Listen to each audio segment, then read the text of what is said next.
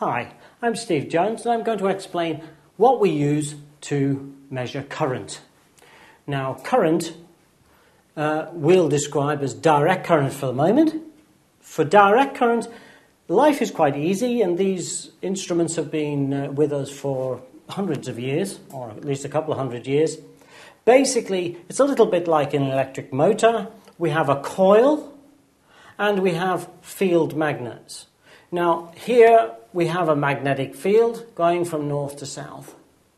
And, of course, we have a field produced by the current going through this coil. So, the bigger the current, the stronger the force on the coil.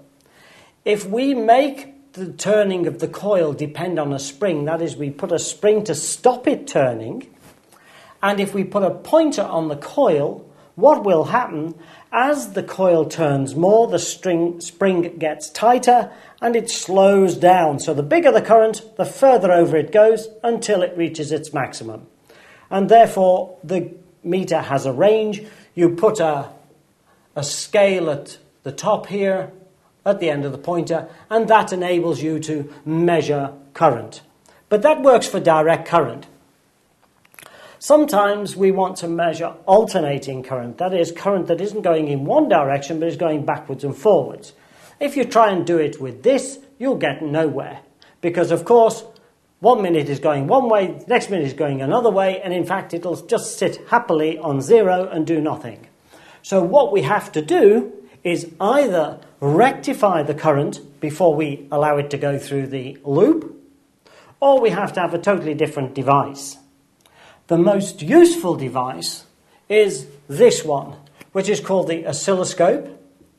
And an oscilloscope is basically something like a TV screen. So here's your fluorescent screen. We'll call it a TV screen for short. And what it has is two sets of plates, a set of X plates and a set of Y plates. The difference being the X plates make a spot move left and right, and the Y plates make it move up and down. And what you can do is you apply a voltage to these plates, and the voltage is a special one which looks like this, called a sawtooth, that makes the spot on the screen go across and then fly back, and it flies back so quickly you don't see it. So it just looks as though the spot is going from left to right across the screen. The X plates, then, you can apply your alternating current on the X plates and it'll go up and down. You don't notice that when it gets to this end, it shoots back and does it again. So, in fact, this enables us to display these kinds of signal where you've got alternating current. This doesn't measure current, it actually measures voltage, but of course the two are linked through a relationship with resistance, and therefore you can also use it to measure current. So current is usually measured by something like this. This is called a moving coil galvanometer or moving coil meter, and this is the tried and trusted way of measuring current.